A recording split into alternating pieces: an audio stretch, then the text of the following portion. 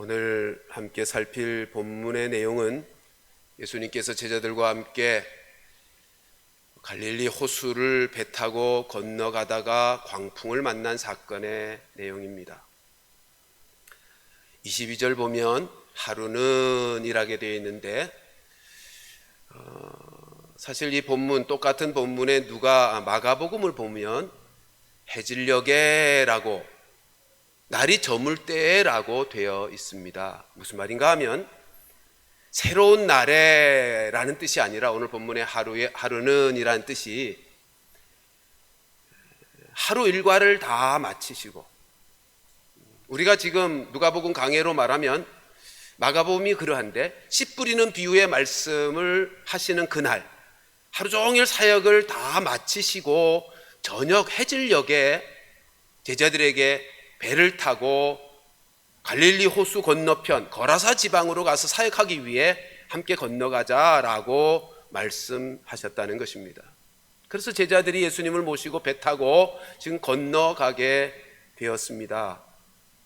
근데 23절에 있는 것처럼 건너가다가 광풍이 호수 위에 내리쳤습니다.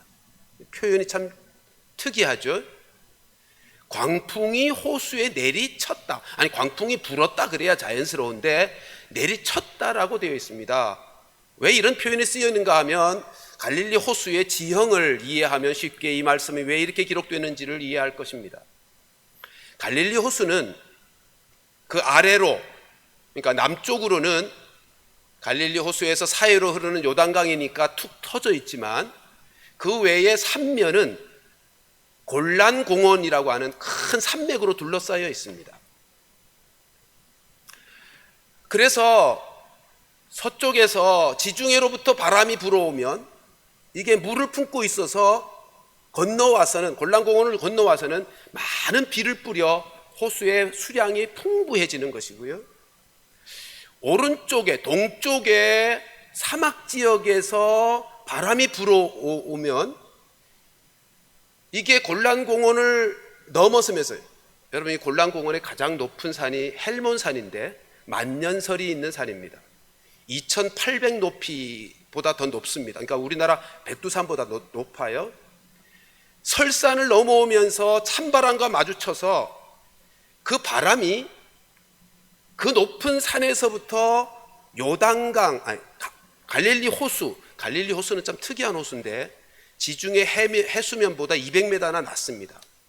그러니까 위로는 2800이 높고 밑으로는 200이 더 내려가니까 3000이 차이가 나는 거예요. 그러니까 그 골짜기가 아주 깊은 거죠. 그래서 동사막에서 불어온 바람이 이 골란공원을 넘어서서 갈릴리 호수 지역으로 올 때는 그게 돌개 바람으로 변할 때가 있습니다. 내리치면서. 지금 내리쳤다는 말이 그런 말이에요. 그 바람이 돌개 바람으로 변해서 갈릴리 호수라고도 하고 갈릴리 바다라고도 하죠. 왜냐하면 워낙 크고 넓고 깊기 때문입니다. 그 호수 바닥을 세게 내리쳤습니다. 그 결과가 무엇입니까? 23절에 있는 것처럼 배에 물이 가득하게 된 것입니다. 그러니까 뒤에 나오는 표현대로 보면 바람과 물결에 의해서 이게 배에 물이 가득하게 되었다는 거예요. 그 내리치는 마치 큰 바위 덩어리가 물속에 떨어지는 것처럼, 그러면 파도 물결이 얼마나 세게 일었겠어요. 그게 뱃속에 물을 넘치게 해서 배에 물이 가득하여 죽을 위기를 만나게 되었다는 것입니다. 창졸지간에 예상치도 못했던 갑작스러운 돌풍이 불어와서 배가 가라앉을 위기를 만난 것입니다.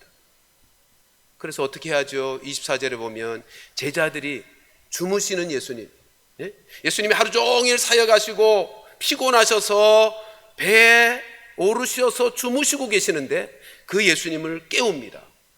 그러면서 이렇게 외치죠. 주여 주여 우리가 죽겠나이다. 죽을 지경이 됐습니다. 뭐 그럴 수밖에. 여러분, 이 제자들이 지금 엄살 피우는 것도 아니고 호들갑을 떠는 것도 아니죠. 이 제자들은 갈릴리 바다에서 잔뼈가 굵은 어부 출신들이잖아요. 그러니까 애지간한 물결로는 흔들리지 않는 사람들이에요. 잘 헤쳐나갈 수 있는 경험이 많은 사람들이라고요. 근데 갑작스럽게 불어닥친 그 광풍으로 인해서, 그리고 그 물결이 얼마나 컸든지 배가 가라앉을 만큼 물이 가득한 상황이 되어 죽게 되었다고 예수님을 깨우며 두려워하고 있습니다. 여러분, 우리는 이 상황 속에서 우리도 그럴 때 있잖아요. 우리도 인생 살아가면서 예상치 못했던 창졸지간에 당하는 사건과 사고와 어려움들로 어떻게 해볼 방법이 없는, 내 힘으로는 어떻게 이 문제를 해결할 수 없을 것 같은 위험한 상황 속에 빠질 때가 있어요.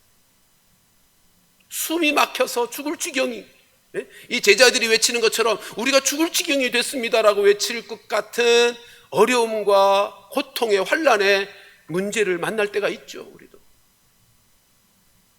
근데 그럴 때 사랑하는 성도 여러분, 오늘 본문의 제자들이 예수님을 주여 주여 우리가 죽게 되었습니다라고 외쳤던 것처럼, 인생의 풍랑을 만났을 때 우리가 부르고 도움을 받을 수 있는 주님이 계시다는 것이 얼마나 감사한 일인지 모릅니다. 여러분, 우리는 홀로 있는 사람들이 아니에요. 우리와 함께 주님이 계신다고. 중요한 것은 우리의 인생 배 가운데 주님이 함께 하신다는 사실이죠. 여러분, 주님이 함께 하시면 어떤 광풍이 와도 우리의 인생 배가 침몰할 수가 없습니다. 우리의 인생 속에 풍랑이 있을 수 있죠. 거친 파도, 물결들이 다가올 수 있습니다. 우리가 감당할 수 없어서, 내 힘으로는 어떻게 해볼 방법이 없어서 아무것도 할 수 없을 그런 상황 속에서 문제 앞에 낙심하고 절망할 수 있는 상황이 있을 수 있죠. 근데 우리의 인생 속에 주님이 계시면 그 어떤 풍랑이 와도 우리의 인생은 침몰할 수 없다는 사실을 우리가 꼭 기억해야 할 것입니다. 오늘 본문에서 분명하게 예수님께서 비록 주무시고 계시는 모습으로 드러나지만 제자들이 풍랑을 만났을 때 주여 주여 깨우니 주님께서 저들의 음성을 들으십니다. 그리고 어떻게 하시죠? 일어나셔서 바람과 물결을 꾸짖으시고 잔잔케 해주시더란 말이죠.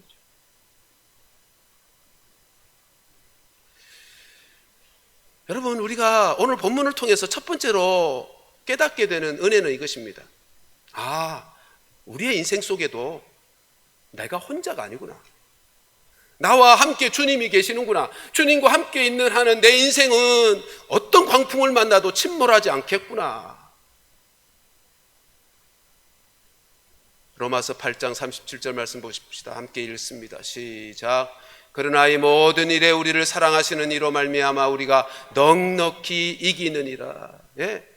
우리로 넉넉하게 모든 시련과 시험을 이겨낼 수 있게 하시는 그분이 나와 함께 계시다는 사실이 얼마나 감사하고 얼마나 놀라운 은혜인지. 자, 그런데 그렇게 깨워 예수님을 부르짖으니까 예수님께서 어떻게 하셨다고요? 바람과 물결을 잔잔케 하셨어요. 자, 그런데 한 가지 이 상황 속에서 우리가 깊이 생각해야 될 것 하나 있습니다.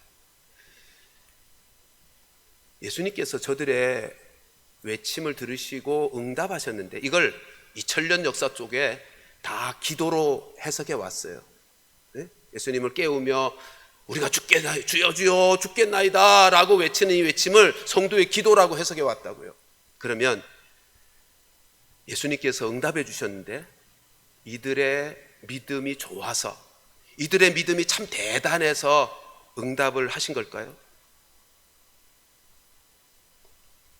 25절을 보면 그렇지는 않아 보여요. 뭐라고 말씀하시죠, 예수님이? 잔잔케 하신 다음에 일단은 죽을 지경이 됐으니까 해결을 해 주셔야죠. 그래서 바람과 물결을 잔잔케 하신 다음에 뭐라고 말씀하세요? 너희 믿음이 어디 있느냐? 이렇게 말씀하신 거 보면 이들 제자들이 예수님께 도움을 구하고 살려달라고 외쳤던 그들에게 있어서의 믿음이란 대단하고 특별한 믿음은 아니었던 것 같아요. 외마디 외침과 같은 것이었습니다. 여기서 우리가 깨닫게 되는 게 뭐죠? 주님의 자녀들, 주의 백성들에게 있어서는 대단한 믿음이어서가 아니라도 힘들고 고통스러워 아무것도 할 수 없는 그 상황 속에서 연약함 속에 부르짖는 부르짖음조차도, 성경에서 뭐라고 또 표현하죠? 신음소리조차도 우리 주님은 들으시고 응답하시는 하나님이시라는 거죠. 이게 얼마나 큰 은혜인지. 내 인생 속에 내가 혼자 사는 것이 아니고 주님은 언제나 우리와 함께 계시다는 것이고, 내가 대단한 믿음이 작동되고 있지 못하는 연약하고 부족하고 무력해서 외마디 살려달라고 겨우 외치는 외침 속에서도 우리 주님은 응답하시는 주님이시더라는 것입니다. 자, 그런데 한 가지 더 나가야죠. 여기서 이렇게 말씀하고 있지 않습니까? 너희 믿음이 어디 있느냐? 여러분, 이 말씀은 예수님이 안타까움 속에서 하시는 말씀이에요. 여기 어디 있느냐라는 표현은 어디에 잃어버렸느냐 그런 뜻이에요. 이 단어는 원문의 의미는 이것입니다. 어떤 물건을 잃어버렸을 때 찾을 때 쓰는 단어예요. 그러니까 무슨 말이에요? 너희 전에 믿음이 있었지 않느냐? 나에 대한 믿음이 있었는데 지금 그 믿음 어디에 잃어버렸느냐 그 말이에요. 여러분, 우리 주님이 조금 전에 말씀드린 것처럼 우리의 나약한 작디 작은 신음소리에도 응답하시는 주님이시지만, 한 걸음 더 나가서 그런 죽을 지경의 위기 속에서도, 그런 환난과 고통 속에서도 하나님을 전적으로 믿는 믿음을 가지기를 원하신다는 거예요.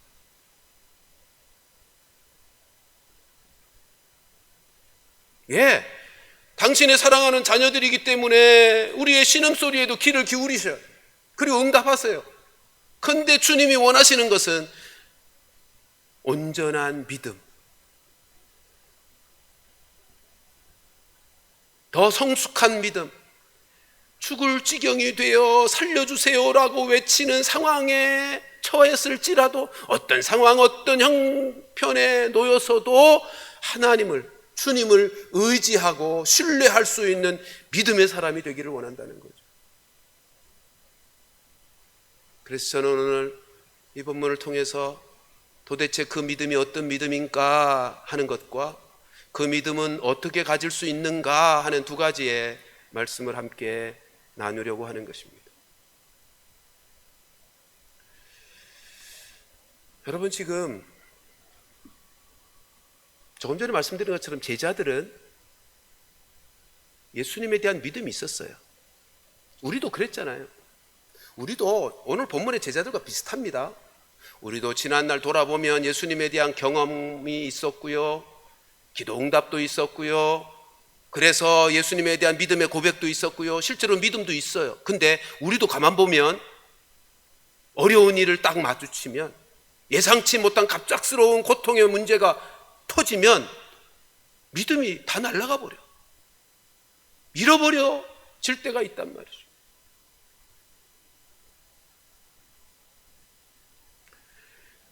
여러분, 지금 예수님께서 오늘 본문에서 너희 믿음이 어디 있느냐, 도대체 왜 그걸 잃어버렸느냐라고 할 때 안타까워서 하신 그 예수님이 요구하시는 믿음이 어떤 믿음일까요? 한마디로 말씀에 대한 믿음이요. 오늘 본문 22절을 가서 보십시다. 같이 읽습니다. 시작. 하루는 제자들과 함께 배에 오르사 그들에게 이르시되 호수 저편으로 건너가자 하심에 이에 떠났다. 예수님이 뭐라 그러셨다고요? 호수 저편으로 건너가자. 여러분, 주님이 그렇게 말씀하셨으면 건너가는 겁니다. 그 말씀을 믿어야죠.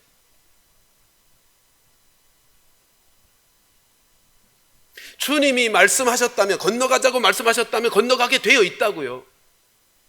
그런데 광풍을 만나니까 주님의 말씀은 싹 잊어버리는 거예요. 그 광풍에 매몰되어서 주님이 하신 말씀은 싹 잊어버려요.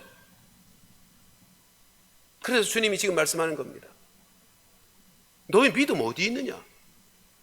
여러분, 제자들이 예수님이 어떤 분이신지를 이미 많이 경험했잖아요. 우리가 지금 누가복음을 쭉 살펴오면서 예수님에 대한 그 경험이 얼마나 많아요. 그동안 중풍병자를 온전하게 치료하여 자기 침상 가지고 가게 했잖아요. 귀신 들린 자의 경우 귀신을 꾸짖어 깨끗하게 낫게 해주셨잖아요.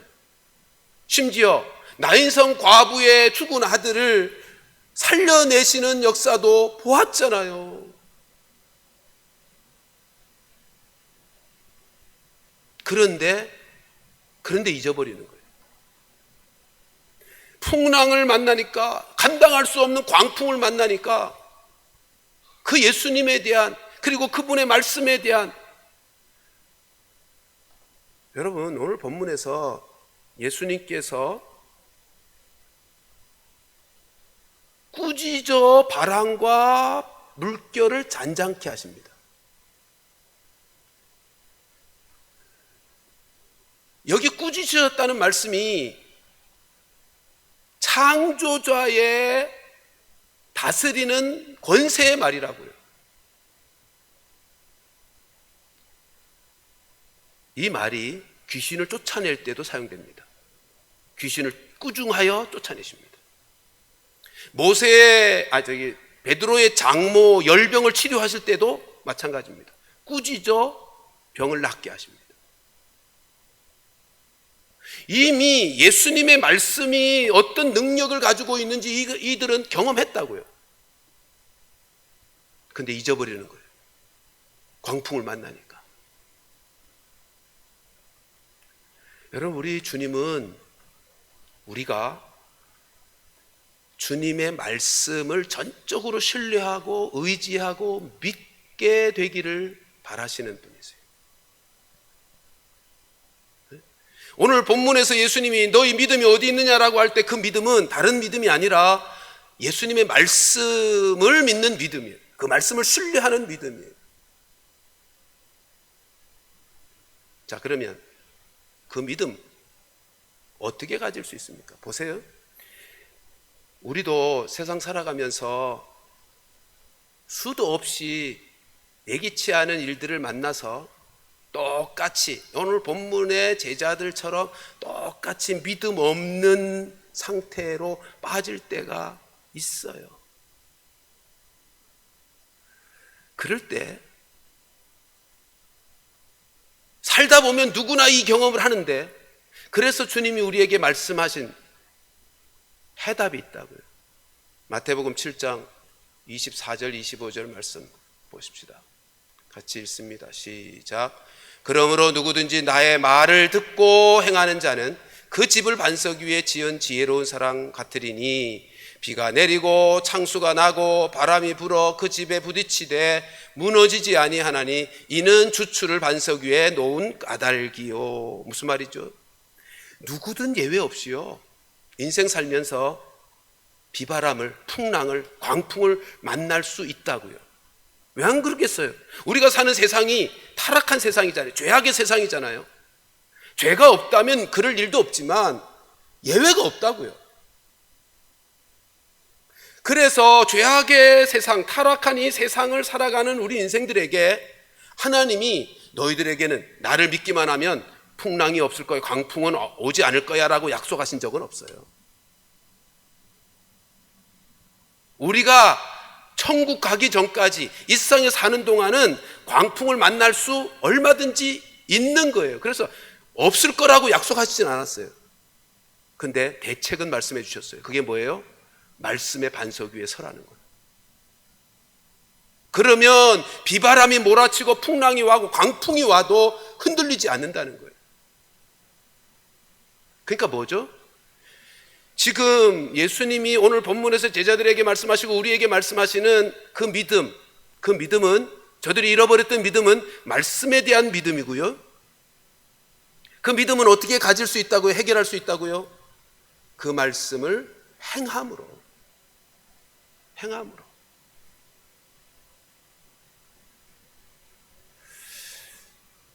여러분, 말씀을 신뢰하는 믿음이 어떤 것인지를 좀 더 말씀드려야 될 것 같아요. 우리가 말씀을 신뢰하는 믿음을 가졌다. 이게 도대체 뭔가 어떤 의미를 가진 것인가? 여러분, 믿음이란 하나님과 우리 사이를 연결하는 생명줄과 같은 것입니다. 하나님과 우리 사이를 연결하는 생명줄이 말씀에 대한 신뢰, 믿음이라고요. 생각해 보십시오. 우리가 말씀으로 나아졌잖아요. 그렇죠? 성도란, 거듭난 사람들이란 말씀과 성령으로 나아진 사람들이에요. 근데 그 말씀이 누구시죠? 예수님이요. 요한복음 1장 1절에 뭐라 그러죠? 태초에 말씀이 계시니라. 그 말씀이 하나님과 함께 계셨으니 그 말씀은 곧 하나님이시라. 거기서 말씀이 누구예요? 로고스로 표현된 예수님이잖아요. 그래서 예수를 믿으면 하나님의 자녀가 된다라고 말씀하는 거예요. 예수님을 믿으면 하나님의 자녀가 돼요. 하나님의 자녀로 태어나요. 말을 바꿔볼게요. 말씀을 믿으면 하나님의 자녀가 된다고요. 우리가 말씀으로 태어났어요. 그리고 말씀으로 자라요. 말씀으로 우리가 온전해져요. 말씀으로 우리의 영혼이 건강해진다고요. 그래서 신명기 8장 3절에서 그렇게 말씀하지 않습니까? 같이 한번 읽어보십시다. 시작. 너를 낮추시며 너를 줄이게 하시며 또 너도 알지 못하며 내 조상들도 알지 못하던 만나를 내게 먹이신 것은 사람이 떡으로만 사는 것이 아니요 여호와의 입에서 나오는 모든 말씀으로 사는 줄을 네가 알게 하려 하심이니라. 구약의 출애굽의 당신의 백성들 광야 생활을 통해서 하나님이 의도하신 것이 뭐라고요? 사람이 떡으로만 사는 것이 아니라 하나님의 입에서 나오는 모든 말씀으로 사는 것이다. 왜요? 그거 먹어서 우리가 태어났고, 그거 먹어서 자라가고, 그거 먹음으로 우리의 영적인 에너지가 활동이 가능하기 때문에 하나님의 말씀은 거듭난 영적인 인생들에게 있어서 완전식품이라고요. 그를 온전하게 만들어가는 완전식품이라고. 만일 여러분들에게 하나님의 말씀, 하나님의 입에서 나오는 모든 말씀을 먹어야 산다, 이게 도대체 무슨 의미입니까? 라고 물어본다면 어떻게 대답하시겠습니까? 이렇게는 대답하실 수 있겠죠. 육체는 밥 먹어야 되듯이 우리의 영혼은 말씀 먹어야 되는 거야. 말씀이 영의 양식이거든. 예, 맞아요. 이걸 베드로전서 2장에서 어떻게 표현했냐면 신령한 저지라고 표현했어요. 하나님의 말씀은 신령한 저지다. 여기 신령한이라는 단어가 원문의 뜻은 본질에 합당한이라는 뜻이에요. 본질에 합당한 양식이라는 거예요. 무슨 본질에? 영적인 본질에 합당한. 그러니까 거듭나서 영적으로 살아가는 신앙생활을 하는 성도에게 있어서의 합당한 양식이 뭐예요? 말씀이요. 우리는 말씀으로 태어났고 말씀을 통해서 내가 누구인지를 깨닫고 말씀을 통해서 하나님이 누구신지를 제대로 알게 되고 말씀을 통해서 내가 어떻게 살아야 되는지도 알게 되고 그래서 말씀으로 자라가고 말씀으로 온전케 되어지는 것이죠. 그게 우리의 거듭난 영적인 본질에 맞는 거란 말이에요. 그게 생명줄이에요. 하나님과 우리 사이. 그래서 예수님이 지금 말씀을 신뢰하는 믿음을 그렇게 강조하고 있는 거예요. 여러분 생각해 보세요. 광풍을 만났어요. 두려워하는 거 너무 당연한 거 아니에요? 자연스럽잖아요. 그런데도 그런 상황에서 주님이 요구하시는 게 뭐예요? 왜 믿음이 어디다 잃어버렸느냐는 거예요. 그러니까 우리 주님이 원하시는 믿음이라고 하는 것은 말씀을 철저하게 어떤 상황에서도 신뢰하는 그 믿음이요. 그 믿음이요. 왜요? 그것이 우리의 본질상 합당한 것이니까. 그러니까 우리 그리스도인들에게, 거듭난 성도들에게는 하나님의 말씀이 본질의 것이에요. 그러니까 우리 성도는 말씀으로 사는 자로 지음받았다고요. 그 생명이 그래요. 말씀으로 살아갈 존재고 말씀으로 인생을 살아내야 제대로 사는 성도가 되는 거예요.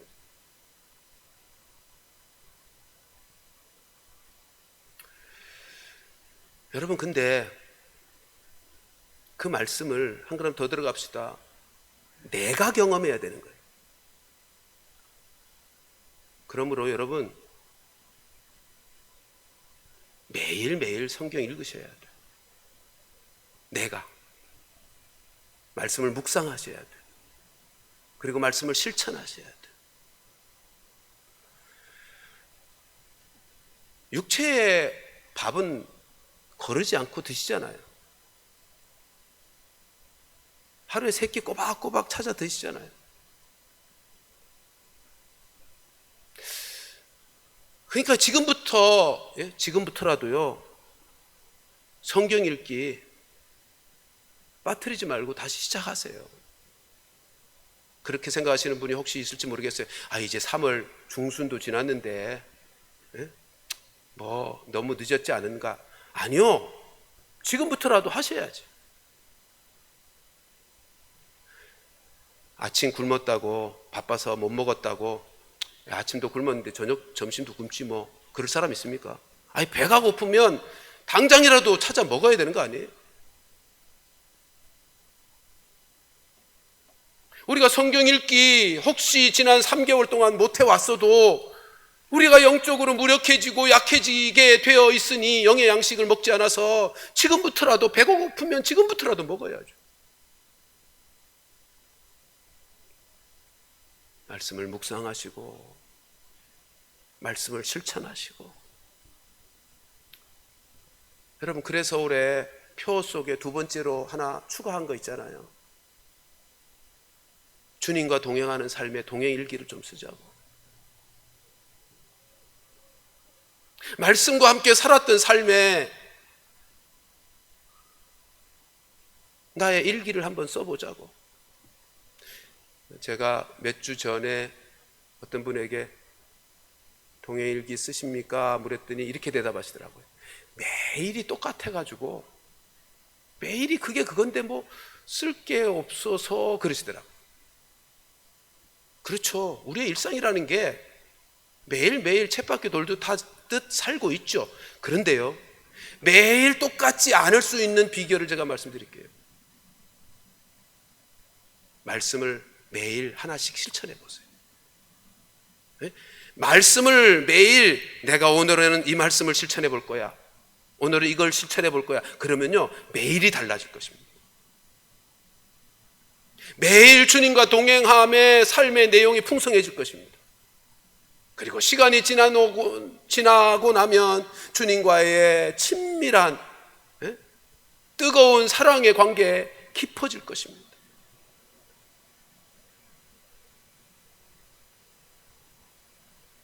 여러분, 주님이 우리에게 원하시는 것은 말씀을 신뢰하는 믿음인데, 그 말씀을 신뢰하는 믿음은 행함을 통해서 그 말씀을 실천해 봄으로 되는 거예요. 근데 어떻게 해요? 내가 해봐야죠. 내가. 오늘 본문에 보세요. 제자들이 그동안의 경험은 자기들 경험 아니었어요. 그렇죠? 객관적인 경험이었어요. 베드로 장모의 경험이고, 나인성 과부의 경험이고, 귀신 들렸던 자의 경험이고. 근데 자기가 자기들이 죽을 지경의 위태로운 상황에서 주님을 경험했잖아요. 그러니까 뭐라 그러죠? 오늘 본문 25절에 보면 그가 누구이길래 라고 탄성을 지릅니다. 그죠? 그가 누구이기에 바람과 물을 명하여 순종하게 하는가? 여러분, 내가 경험해야 흔들리던 믿음이 세워지는 거예요. 잃어버렸던 믿음을 찾을 수가 있는 거예요.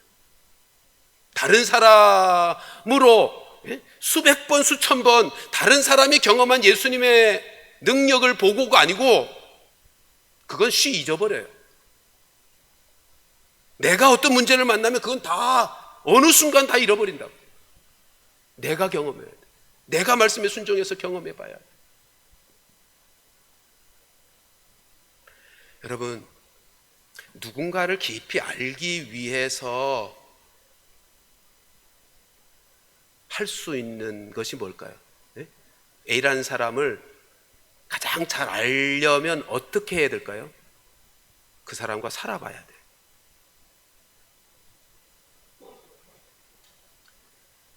내 남편 누가 제일 잘 알까요? 내가 잘 알지. 아내인 내가. 내 아내 누가 이 세상에서 제일 잘 알까요? 남편인데 내가 제일 잘 알죠. 왜요? 살아봤으니까. 부모보다 이제는 그 남편, 그 아내가 더 잘 알아요. 그를 키운 부모보다 그 아내, 그 남편이 더 잘한다고요. 왜냐? 살아보니까. 지금 살고 있으니까. 우리가 예수님 어떻게 잘 알 수 있을까요?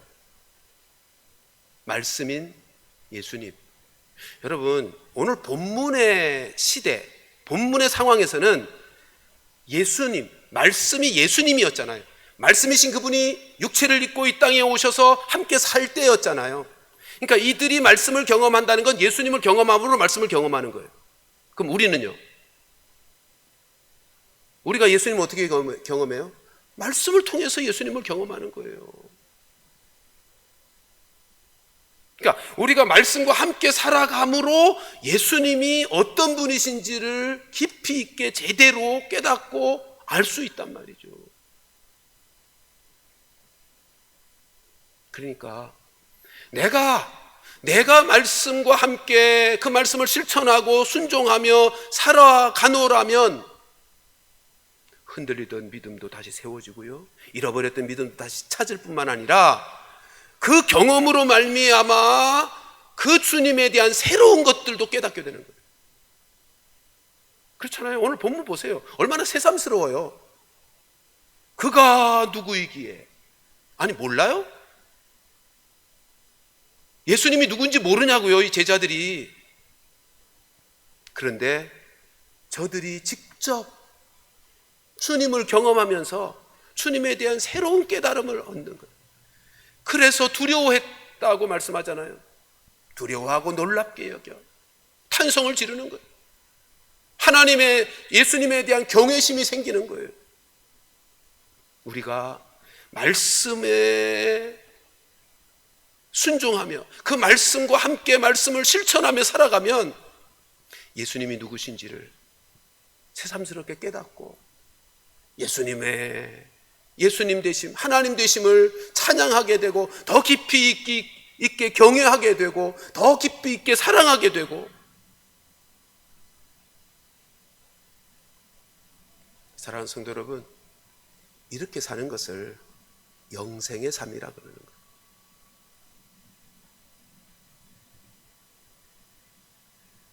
주님의 말씀을 신뢰하여 그 말씀에 순종하면서 그 말씀을 실천하면서 살아갈 때 그분이 어떤 분이신지를 내가 깨닫고 새삼스럽게 더 깊이 있게 더 온전하게 알아가게 되거든요. 이걸 영생의 삶이라고 그러는 거예요. 요한복음 17장 3절 말씀 같이 읽습니다. 시작.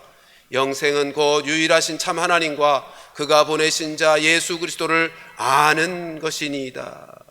이게 영생의 삶이에요.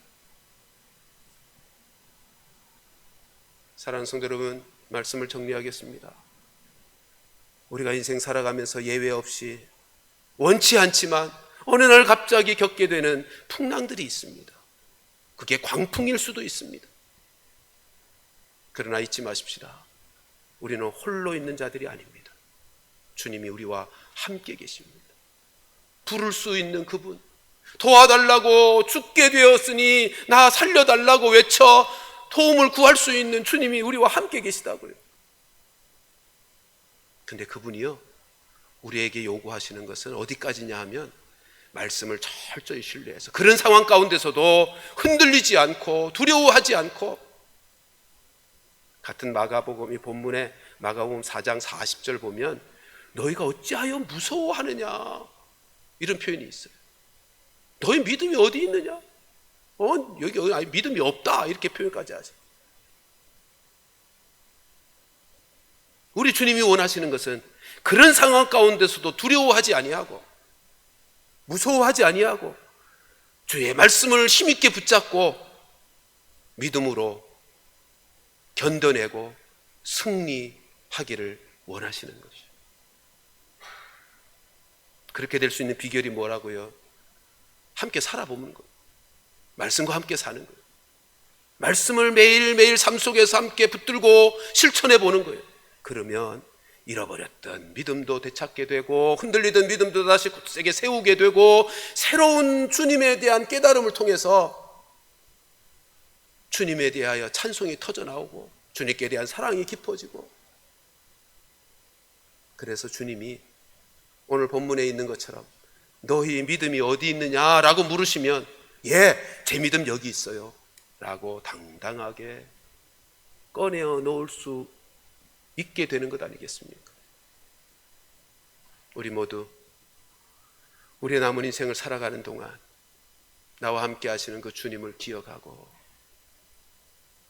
힘들고 어려울 때 신음소리로라도 주님을 찾는, 그래서 그 주님을 경험할 뿐만 아니라 주의 말씀을, 그분이 주님이 원하시는 기대하시는 바 주의 말씀을 철저하게 신뢰해서 어떤 상황 가운데서도 흔들리지 않고 믿음으로 승리하여 내는 하나님의 사람들로 잘 자라가고 세워지는 은혜가 있기를 주님의 이름으로 축원합니다. 기도하시겠습니다.